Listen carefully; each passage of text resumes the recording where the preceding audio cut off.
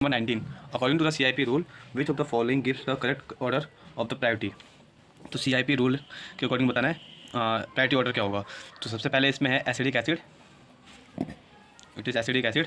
सो ये सब इसकी प्रायोरिटी सबसे ज़्यादा होती है, इसलिए इसको नंबरिंग 1 मिलेगी, सबसे आगे आएगा। उसके बाद आता है अपने पास CH डबल बॉन्ड CH2, फिर आता है अपने पास CH2 CH double bond CH2।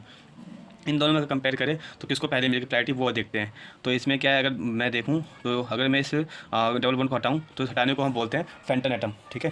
तो फेंटन कार्बन जो है, फेंटन एटम, वो कैसे हटेगा, अगर मैं एक डबल बॉन्ड को हटाऊंगा तो उसके साथ में जो चिपका हुआ कार्बन है वो उसके ऊपर जाएगा। जैसे कि यहाँ पे H है तो यहाँ पे C आएगा सिंगल बॉन्ड, और यहाँ पे C था तो इसके ऊपर भी इधर से अटैच कार्बन है तो ये कार्बन यहाँ पे आ जाएगा, और 2 H यहाँ पे लगे हुए हैं। तो इसके पास अगर हम देखा जाए तो जो उसकी प्रायोरिटी है वो क्या है, पहले इधर देखा तो H है, देन C, ओके। तो ये हो ऑर्डर। इसके अगर इसके देखा जाए तो CH2 है CH, अगर सेम इसके लिए अगर फेंटन आइटम लगाऊंगा तो वो कुछ ऐसा आएगा और इधर कार्बन आएगा, ठीक है। तो ये अपने पास हो गया अगला। तो इसीलिए जो प्रायोरिटी होगी वो किसकी पहले होगी, तो प्रायोरिटी जो है इस कार्बन की देखेंगे आप, तो कार्बन कार्बन, ओके। और हम ऊपर तो क्या है, कार्बन है, 2 H है, इधर क्या है, कार्बन है एंड 2 H है, ओके, 1 और 2, 2 H है ऐसे। तो जो प्रायोरिटी ऑर्डर होगी वो किसकी ज़्यादा होगी, वो किसकी होगी, वो इसकी ज़्यादा होगी, ठीक है। तो इसीलिए यहाँ पर क्या है, प्रायोरिटी ऑर्डर ये नंबरिंग 2 पर जाएगा और ये नंबरिंग 3 पर। और वो तो क्या है, ये जो CH2 है, CH2 और CH3, तो इस पर तो कुछ फेंटन एटम का भी रोल नहीं है और सिंपल H है। तो कार्बन की प्रायोरिटी ज़्यादा होती है H से, according to their atomic mass and atomic number, okay. So जो ऑर्डर होगा ऑप्शन 1 इज़ करेक्ट। 20 क्वेश्चन 20 में क्या है, विच of the following carbocation is most stable. तो इसका स्ट्रक्चर बना के देखते हैं, उसका बताएंगे कौन सा ज़्यादा स्टेबल होगा, ओके। C, इधर रीच H, यहाँ पे CH3, ओके। अगला क्या है, N C CH2 CH2 positive, here is N triple bond C CH2 CH2 CH positive CH3, and here is N triple bond C CH2 CH positive CH3, ठीक है। तो इसके according क्या होगा, यहाँ पर जो कार्बन है वो देखा जाता है, अगर अल्फा हाइड्रोजन काइंड करते हैं, यहाँ पे अल्फा है, ठीक है। तो यहाँ पे 3 अल्फा हाइड्रोजन है इन टर्म, इधर देखें तो यहाँ कितने अल्फा हाइड्रोजन है, 2 अल्फा हाइड्रोजन है, यहाँ पर कितने 3 है और 2 है, 5 अल्फा हाइड्रोजन है, और यहाँ पर कितने 3 + 2 5 अल्फा हाइड्रोजन है। तो ये तो अल्फा हाइड्रोजन है, लेकिन जो इसमें जो हमें चेक करना है स्टेबिलिटी, वो एक और चीज़ पर डिपेंड करेगी, वो क्या है यहाँ पर साइनाइड ग्रुप, जो कि क्या है, इलेक्ट्रॉन विड्रॉइंग ग्रुप है। और इलेक्ट्रॉन विड्रॉइंग ग्रुप क्या करते हैं, कार्बोकेटाइन को डीस्टेबलाइज करते हैं, ठीक है। इलेक्ट्रॉन विड्रॉइंग क्या करेंगे, कार्बोकेटाइन को डीस्टेबलाइज करेंगे, ठीक है, डीस्टेबलाइज करेंगे। तो स्टेबिलिटी इसकी कम क्या होगी, कम हो जाएगी। तो स्टेबिलिटी कम होने की वजह से जो कार्बोकेटाइन जो ये अगर बहुत पास में है इसके, तो ये बहुत ज़्यादा इसको डीस्टेबलाइज कर रहा होगा।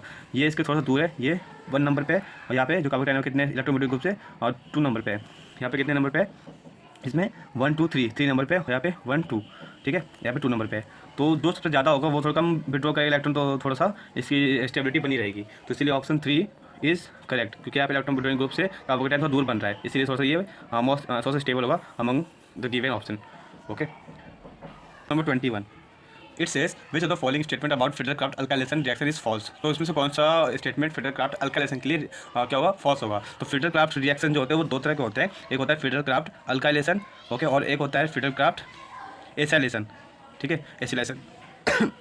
तो होता क्या है, फिडरक्राफ्ट अल्काइलेशन रिएक्शन के लिए बात करें तो मतलब क्या होता है, एरोमेटिक क्या बोलते हैं, एरोमेटिक रिंग पर क्या होता है, अल्काइलेटिंग एजेंट क्या होता है, मतलब सब्स्टिट्यूशन होता है एरोमेटिक रिंग पर अल्काइल का, ठीक है, मतलब aromatic substitution of alkyl group, okay. तो यहाँ पे क्या होगा, जैसे कि कोई भी हमारे पास लेट से बेंजीन रिंग है, ठीक है, इसमें अगर कोई अल्काइल हलाइड रिंग रिएजेंट हम ऐड करते हैं इन प्रेजेंस पे लुइस एसिड के प्रेजेंस में, जैसे कि AlCl3 हो सकता है ना, ये लुइस एसिड है, ये BF3 हो सकते हैं। तो इनके प्रेजेंस में क्या होगा, ये जो बेंजीन रिंग है वो एक अल्काइल सब्स्टिट्यूशन से सब्स्टिट्यूट हो जाएगा, मतलब यहाँ पे एक R लग जाएगा, ठीक है। तो ये हो गया, इसको बोलते हैं फिडरक्राफ्ट अल्काइलेशन रिएक्शन, ठीक है। तो इसके बारे में हमें बताना है क्या होता है, सॉरी।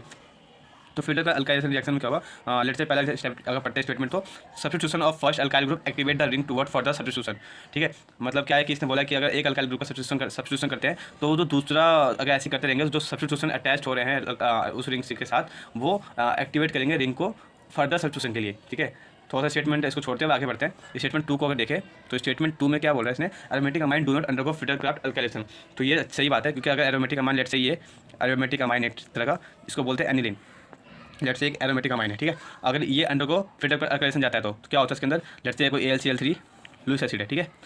तो ये अल्काइलेटिंग है, ये क्या है, एरोमेटिक अमाइन है, और लुइस एसिड है। तो ये क्या होगा, ये एक तरह का बेस है, तो ये स्ट्रॉन्ग बेस है, लेट से ये लुइस बेस है, तो लुइस बेस और लुइस एसिड, ये एसिड बेस रिएक्शन होगा। तो लेट से यहाँ पे क्या बनेगा, एक सॉल्ट का फॉर्मेशन होगा, ठीक है। तो इस सॉल्ट की वजह से क्या होगा, ये डीएक्टिवेट हो जाएगा toward फ्रीडरक्राफ्ट reaction.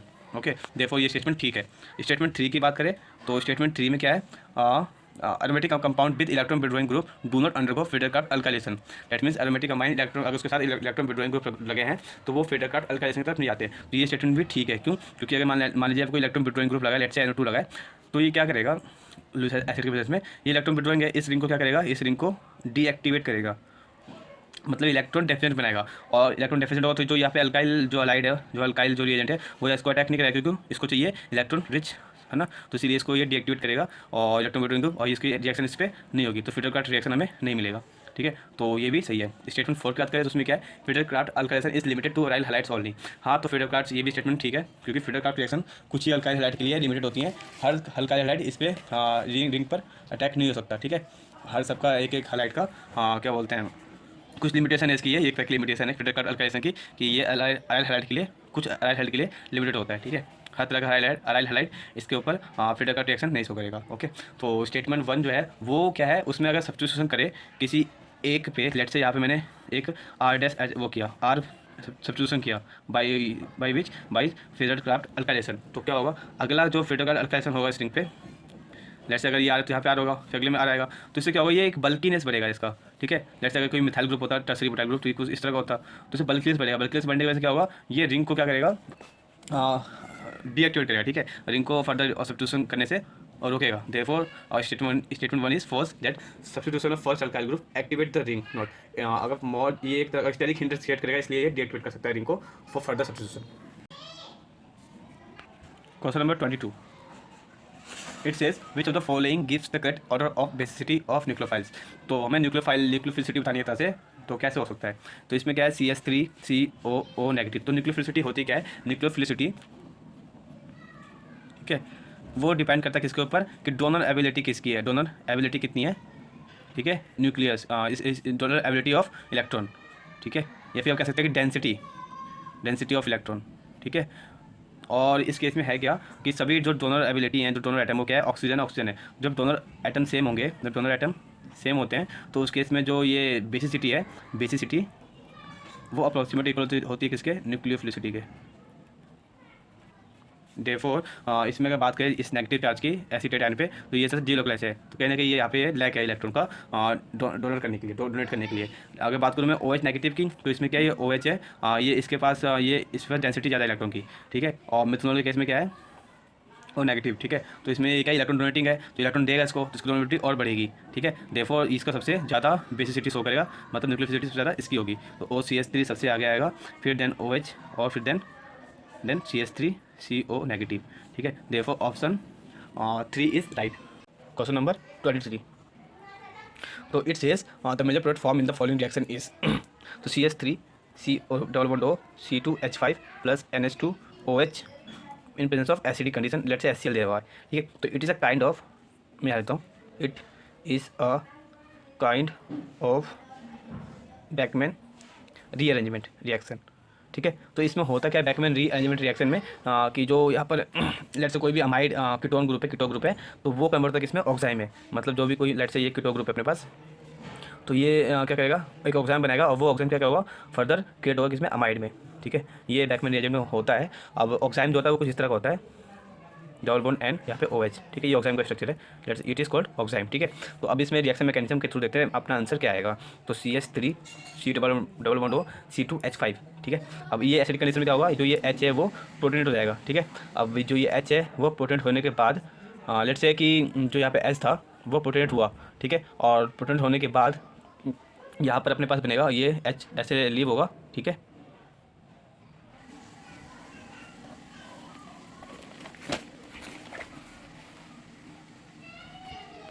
Again question number 23, the major product form in the following reaction is, तो इस मेजर प्रोडक्ट क्या हमने वो बताना हमें, तो लेट्स से कि मैकेनिज्म दिया हुआ है, वो जो रिएक्शन की बने मेरे पास C2H5 प्लस NH2OH HCl, ठीक है, एसिडिक कंडीशन मेंशन की गई है।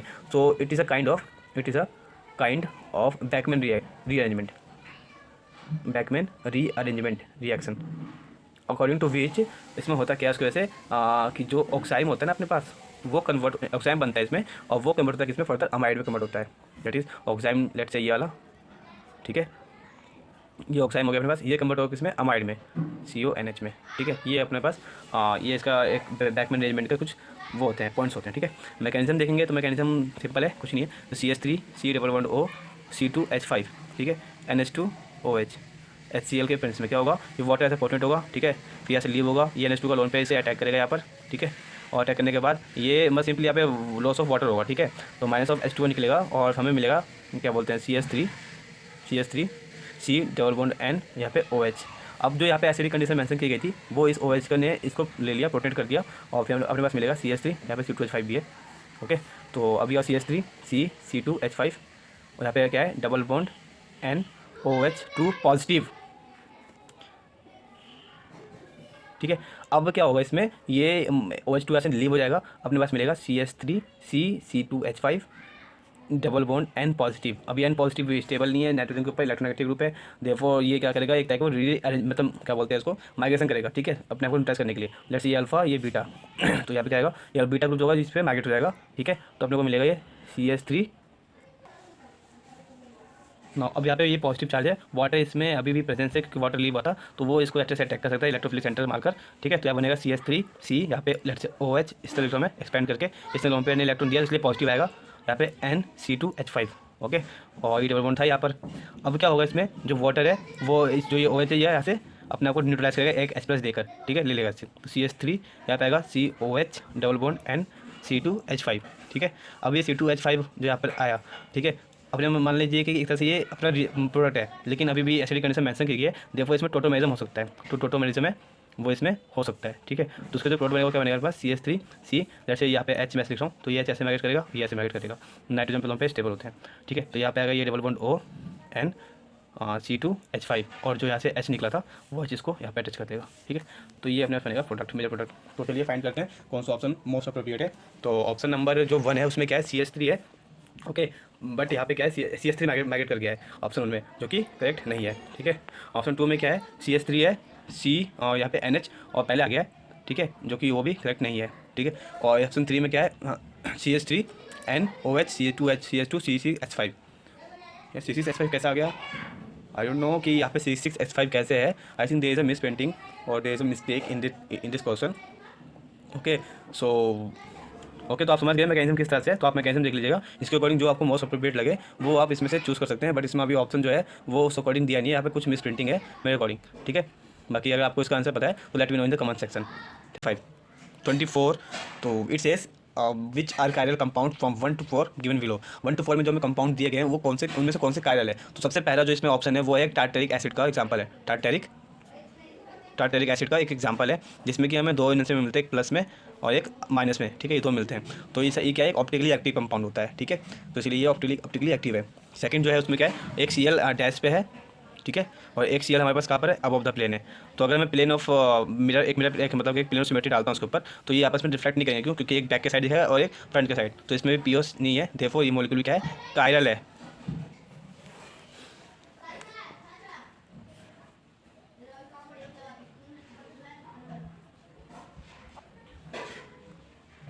क्वेश्चन नंबर ऑप्शन 3 में क्या है कि मॉलिक्यूल है और इसके पास क्या है, ये ऊपर मिथाइल ग्रुप अटैच है वेज पे, तो ये अबव द प्लेन आगे की तरफ है, ठीक है, देयरफॉर क्या होगा, अगर प्लेन सिमेट्री डालता हूँ तो एक प्लेन ऑफ सिमेट्री इसमें प्रेजेंट होगी, ठीक है, जो इस पूरे को रिफ्लेक्ट करेगी हाफ में, और फिर इस मॉलिक्यूल को हाफ में रिफ्लेक्ट करेगी, देयरफॉर इसमें प्लेन ऑफ सिमेट्री है, ठीक है। तो ये मॉलिक्यूल क्या हो गया, एक कायरल हो गया, प्लेन ऑफ सिमेट्री होने वजह से मॉलिक्यूल एक कायरल हो गया। अगले जो लास्ट है वो क्या है, किटीन है, ठीक है, अलीन सिस्टम है, जिसमें क्या है CH3 इधर डैश पे H और ये CH3 अबव द प्लेन। तो इसमें होगा क्या, किटीन है, तो ये जो पहला मॉलिक्यूल होता है वो प्लेन में होता है, फिर अगला परपेंडिकुलर फिर प्लेन में होता है। तो एक प्लेन सिमेट्री पे अगर डालें हम, लेट से ये H पीछे साइड है और ये H आगे तरफ है, तो एक तरह से प्लेन सिमेट्री डालेंगे हम, तो क्या होगा, ये यहाँ पे ये जो H है वो इसको रिफ्लेक्ट नहीं करेगा, ठीक है, और ये जो H है वो इसको कट जाएगा, ठीक है। देयरफॉर जो ये क्या होगा, प्लेन सिमेट्री नहीं है, देयरफॉर ये क्या है, कायरल मॉलिक्यूल है, इट इज़ कायरल, ठीक है। Therefore option 4 is most appropriate, 1, 2 and 4 are chiral.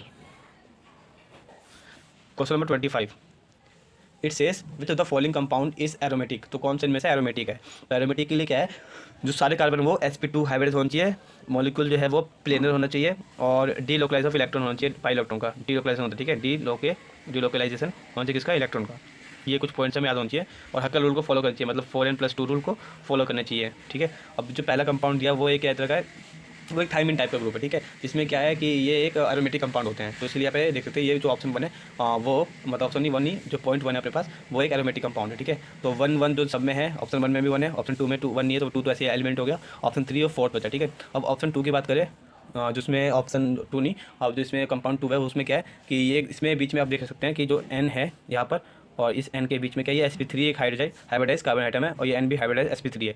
तो इसीलिए एक तरह का ये नॉन प्लेन हो जाएगा, उसके वजह से एरोमेटिक को फॉलो नहीं करेगा ये। ठीक है, तो ये नॉन एरोमेटिक है। तो ऑप्शन 2 जिसमें उसको आप एलिमेंट कर सकते हैं 2 2 2 2 2, मतलब ऑप्शन 2 और 3 एलिमेंट हो गया, 4 भी एलिमेंट हो गया। और ओके ओके लेट्स से आगे बढ़ते हैं। तो अगला जो कंपाउंड है ये कुमरेन होता है। ठीक है, ये एक एरोमेटिक कंपाउंड है और ये हक्कर रूल को फॉलो भी कर रहा है। कुमरेन, इसका नाम कुमरेन होता है और ये एक एरोमेटिक कंपाउंड होता है और ये हक्कर रूल को भी फॉलो करता है। जैसे यहाँ पे 3 और यहाँ पे 4 और ये भी एक ऐसे बॉन्ड न्यूट्रलाइज करेगा तो ये 5, तो मतलब ये 4n+2 इलेक्ट्रॉन को फॉलो करता है। देखो ऑप्शन जो कंपाउंड 3 है इस aromatic.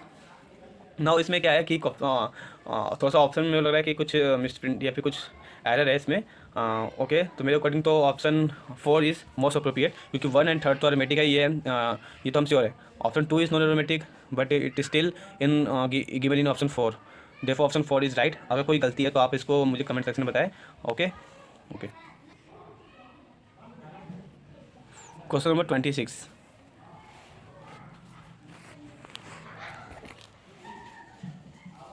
Question number 26, the following transformation proceed through 2 consecutive electrocyclic reaction this are. तो ये क्या होगा, तो लेट्स से ये बेंजीन रिंग है यहाँ पर, ओके, और ये 4 मेंबर रिंग है इस तरह से, और ये पे एक एल्किन अटैच्ड है, हीटिंग मेंशन की गई है। पूछा गया कौन सा इनमें से कॉन्जिक्यूटिव इलेक्ट्रोसाइक्लिक रिएक्शन को फॉलो करेगा। ठीक है, तो बात चलिए देखते हैं मैकेनिज्म के थ्रू क्या होगा। It is a kind of pericyclic reaction. ठीक है, जिसमें क्या होगा, पहले रिंग ओपनिंग होगी।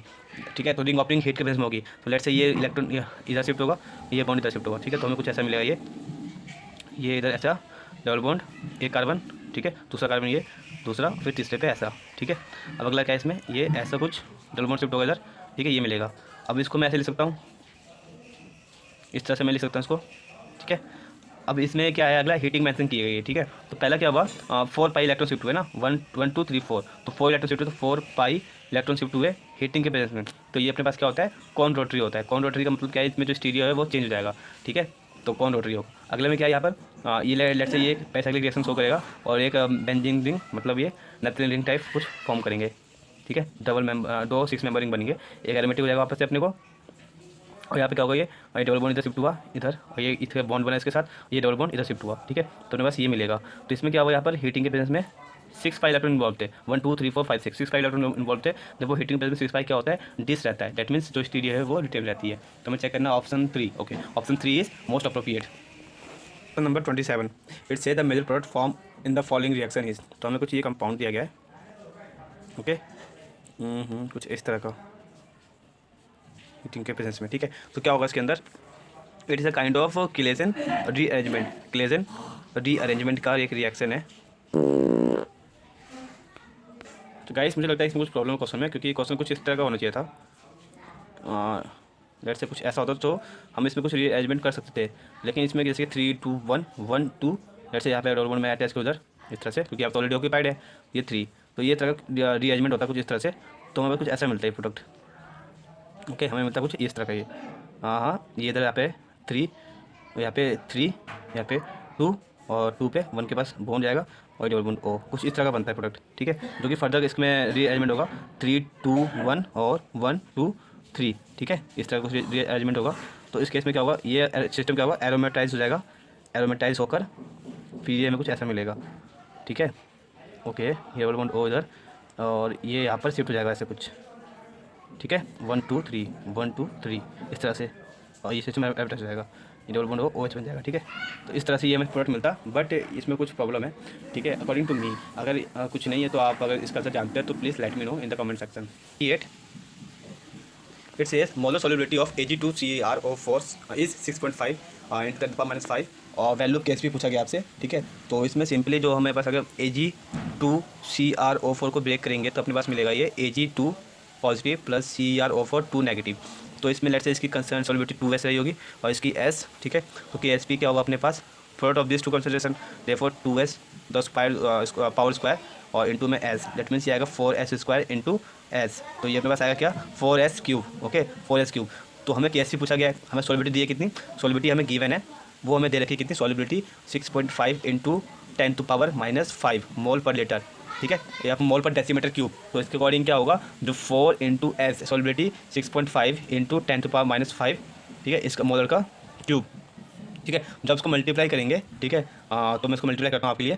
तो 274.625 इंटू 10⁻⁻15 मोलर क्यूब और multiply by 4, so multiply it by 4, we will get 1098.5 into 10⁻⁻15 molar cube. Okay, and when we shift this decimal to this to here, तो अपना मिलेगा 1.098 मल्टीप्लाई बाई 10⁻⁻15 मोलर क्यूब। अभी ये हो सकता है अपने पास, इसको थोड़ा सा और रेंज में करें तो ये अप्रोक्सीमेट जो इक्वल आएगा वो 1.1। ठीक है, मल्टीप्लाई 10⁻⁻15, ये अपने पास KSP की वैल्यू आएगी फॉर Ag2 CrO4। तो अपने पास जो मोस्ट अप्रोप्रिएट आंसर है वो इसका 1. Yes, option first, but the power is not matched. I think there is also a problem in this question, which is question number 28. Okay. So friend, इस question paper में थोड़ा कुछ question में मुझे लगता है गलती होगी मेरी मतलब इस क्वेश्चन पेपर में। ठीक है, वैसे तो कैलकुलेशन के और मेथड के अकॉर्डिंग तो अपना आंसर ये आना चाहिए। ठीक है, अगर आपको कुछ पता है इसके बारे में तो please let me know in the comment.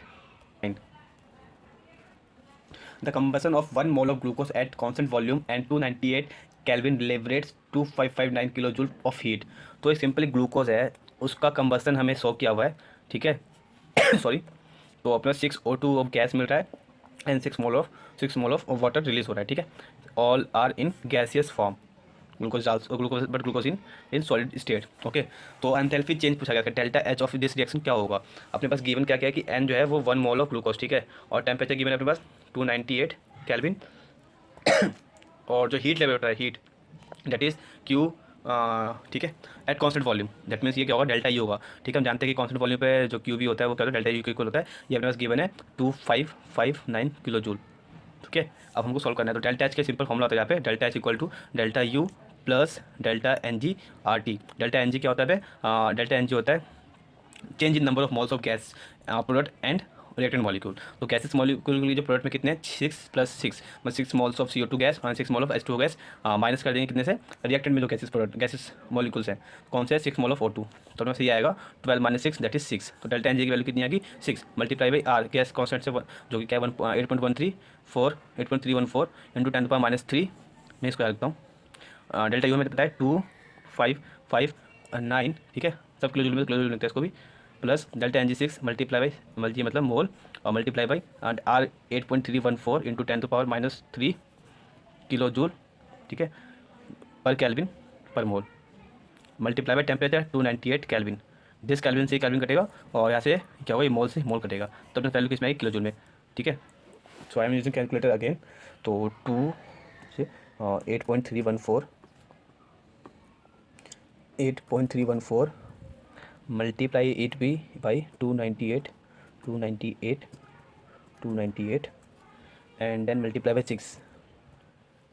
By 6 okay, so we will get 14.865.432 it is in joule. Okay, तो in kilo joule it will be 123 that is 14.8 kilo joule, got it.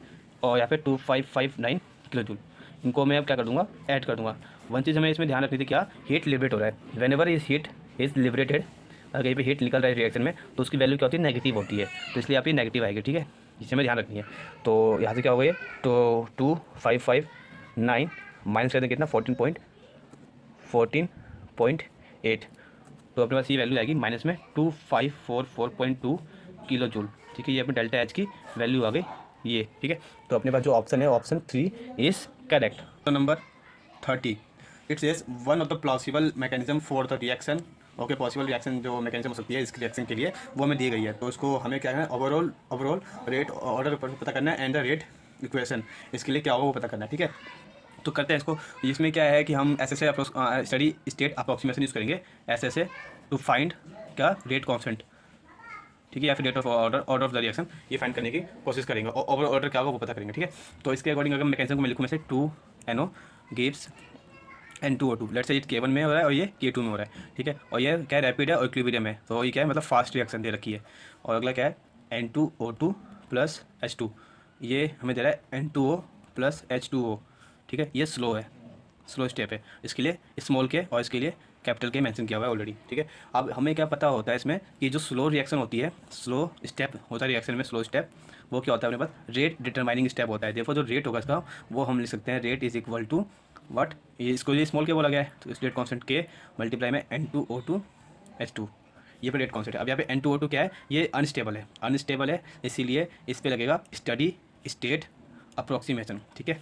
तो इसकी जो के इक्विलिब्रियम की value है, इसको हम के से बोला है, के इक्विलिब्रियम को इन्होंने के से कैपिटल के, वो होगा N2O2 from this reaction divide by NO का स्क्वायर। तो यहाँ से N2O2 की जो वैल्यू आएगी वो क्या आएगी, NO का स्क्वायर मल्टीप्लाई में के, ठीक है। इस वैल्यू को हम इसमें पुट कर देंगे, ठीक है। तो अपने पास मिलेगा जो रेट है वो इक्वल है small K, okay, rate is equal to small K multiply में के NO का स्क्वायर, यहाँ पे H2 ऑलरेडी है, ठीक है। तो ये अपने पास रेट हो गया।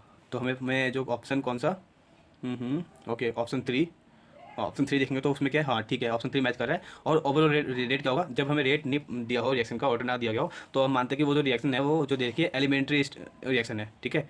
एलिमेंट्री रिएक्शन में क्या होता है, जो ऑर्डर होते हैं उनके सम जो और कंसंट्रेशन की जो कॉफिशिएंट पावर होती है उनका ऐड कर देंगे तो वो हमें क्या मिलता है, ऑर्डर ऑफ रिएक्शन मिलता है, ओवरऑल ऑर्डर। तो ये प्लस 3 होगा, ठीक है। Therefore option 3 is correct. Question number 31, it says molar connectivity of concentration 0.05 mole equal solution of acidic acid इतना। तो हमें कंसंट्रेशन की वैल्यू दी है 0.05 मोल पर लीटर, ठीक है। और कापा की वैल्यू जो दी गई है वो दी गई है 573.2 साइमन पर मीटर। अब हमें पता करना है इसमें कि पीएच क्या होगा सॉल्यूशन का जब उसका इनफाइनाइट कंसंट्रेशन की वैल्यू इतनी हो।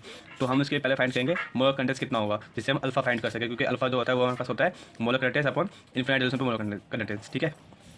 ओके, तो अब हम फाइंड करते हैं इसका, तो ये कितना होगा, कापा अपॉन सी, ओके। तो कापा कितना है 573.2 साइमन पर मीटर अपॉन कंसंट्रेशन 0.05 मोल पर लीटर। यूनिट को हमें साइमन मीटर स्क्वायर पर मोल में करने के लिए हमें क्या करना पड़ेगा, इसको चेंज करना पड़ेगा। तो हम जानते हैं 1 litre equal to 10⁻³ metre cube, ठीक है, 10⁻³ मीटर क्यूब। तो इसकी वैल्यू जाएगी यहाँ पे 573.2 साइमन पर मीटर अपॉन अब 0.045 मल्टीप्लाई बाई 10⁻³ पर लीटर के लिए 3 हो जाएगा, तो पर मीटर क्यूब ये कट जाएगा इससे। तो अपने पास आएगा वैल्यू, उसको सॉल्व करने पे अपने जो यूनिट आएगी साइमन मीटर स्क्वायर पर मोल, ठीक है। और अपने पास जो लिमिटिंग मोलर कंडक्टेंस की वैल्यू आएगी वो क्या आएगी, तो सॉल्व करने पे let me using the calculator. तो इसको जब मैं सॉल्व करूँगा तो वैल्यू आएगी यस 11.464, ठीक है। ये अपने पास वैल्यू आएगी किसकी, मोलर कंडेंस की। वो हमें दिया गया इन्फिनाइट इक्विवेलेंट कंडेंस दिया है इन्फिनाइट एलिमेंट पे 286.6 साइमन पर मीटर। तो हम जानते हैं मोलर कंडेंस क्या होता है इसमें, Z factor multiply by equivalent conductance at infinite dilution, ये अपने पास आएगा 286.6, ठीक है। अपने पास ये आ जाएगा मोलर कंडेंस की वैल्यू। नाउ अब हमें अल्फा देखना था, अल्फा क्या होगा, molar condense upon limiting molar condense. तो ये अपने पास आएगा 11.464, ओके, एंड देन 286.6, ओके। तो अपने पास ये सॉल्व करेंगे तो अपने पास वैल्यू आएगी 11.464 डिवाइड करेंगे 286.6 को, तो अपने पास जो वैल्यू आएगी इसकी वो वैल्यू होगी 0.04, ये अल्फा की वैल्यू होगी, ठीक है। अब हमें पता है कि CH3CO, ओके, जो CH3 है और COH ये ब्रेक होता है CH3CO negative plus H positive में, ठीक है। तो इसके लिए मान लीजिए एट टाइम 0 पे जो कंसंट्रेशन है C है और कुछ डिसोसिएट नहीं हुआ, एट टाइम T पे ये C अल्फा और C अल्फा डिसोसिएट होता है और ये C माइनस C अल्फा बचेगा पर। तो अपने पास जो यहाँ पे H प्लस की कंसंट्रेशन है वो इक्वल है C अल्फा के, C कितना है 0.05, इसको मल्टीप्लाई कर देंगे अल्फा से 0.04 से। तो अपने पास जो वैल्यू आएगी इसको मल्टीप्लाई करने पर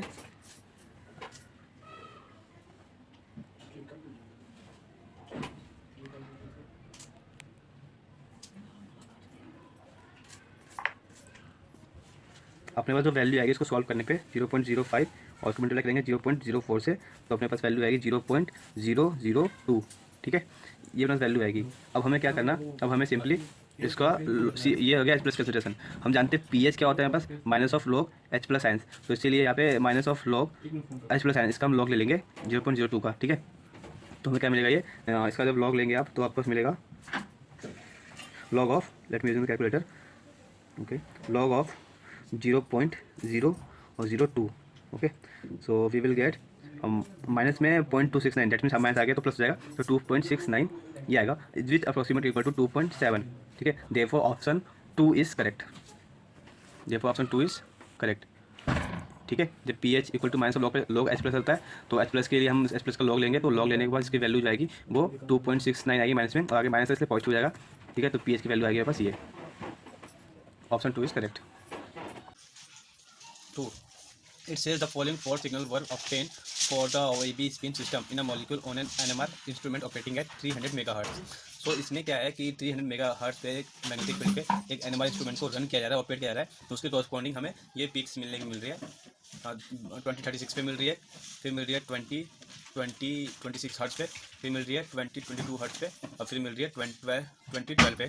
ठीक है, तो ये एक ए बी स्पिन सिस्टम है। ठीक है, तो ए बी स्पिन सिस्टम का मतलब कुछ ऐसा होता है ये कि जो ग्राफ आएगी ना वो पी का एक बार इस तरह की होगी, यहाँ पे ऐसा रहा होगा। ठीक है, इस तरह का मतलब ए बी, लेट्स से ये ए बी के लिए, बी के लिए, तो हमसे पूछा गया ए के लिए और बी के लिए जो केमिकल शिफ्ट की वैल्यू होगी है ना रेजोनेंस पे, वो क्या होगी। ठीक है, इन डेल्टा मतलब कि पीपी में पूछा गया है। ठीक है, तो लेट्स कैलकुलेट। तो कैसे करना कैलकुलेट, ये लेट्स से कि ये वाला पिक इसके लिए और ये वाला इसके लिए आ रहा होगा, सेम ये वाला इसके लिए आ रहा होगा और ये वाला इसके लिए। ठीक है, तो ये ए के लिए होगा, ये बी के लिए होगा। तो ए के लिए क्या होगा, जो केमिकल शिफ्ट की वैल्यू ए के लिए वो उन दोनों का एवरेज होता है, तो 2036 प्लस 2026। ठीक है, डिवाइड बाई 2, तो उसको जब ऐड करेंगे क्या आएगा 6 6 12 3 2 5 एंड 6 0 2 2 4 एंड ठीक है 4 अपॉन 2। इसको सॉल्व करेंगे तो आपके आएगी ये वैल्यू है okay 2 to the 4 2 to 6 2 to 2, ये आ गया आपके पास। ठीक है, ये हर्ट्स में है आपके पास। अब ये पीपीएम में, तो पीपीएम के लिए क्या होता है, पीपीएम के लिए वैल्यू जो कैलकुलेशन होता है वो होता है हर्ट्स अपॉन मेगा हर्ट्स। ठीक है, तो हर्ट्स कितना है 2031 अपॉन मेगा हर्ट्स, जो इंस्ट्रूमेंट का है 300। और ठीक है, इसको जब सॉल्व करेंगे, let me use my calculator, yes, जब उसको सॉल्व करेंगे तो आपके डेल्टा की डेल्टा पीपीएम में, इसको हर्ट्स में पीपीएम में करने के लिए जो फॉर्मुला होता है वो होता है हर्ट्स अपॉन मेगा हर्ट्स। तो इसमें क्या करना 2031 अपॉन 300 को हम पुट करेंगे, अपने पास वैल्यू आएगी 6.77 पीपीएम।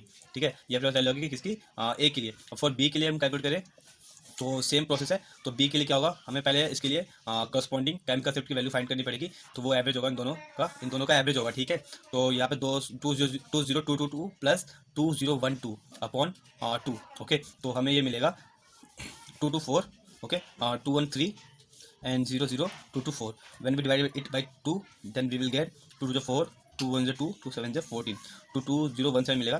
ठीक है, इट इज़ इन हर्ट्स, हमें चाहिए पीपीएम में, तो डेल्टा वी ऑफ ठीक है chemical shift value of B in ppm is equal to hertz upon mega hertz, तो 2017 अपॉन मेगा हर्ट्स 300 इंस्ट्रूमेंट का है। ठीक है, तो अपने पास ये आ गई ppm value 2017 divide by 300। Okay, we will get 6.723 ppm. So now go for the option 6.77 6.20. okay. So option 3 will be most near. ठीक है, इसलिए option 3 is right answer.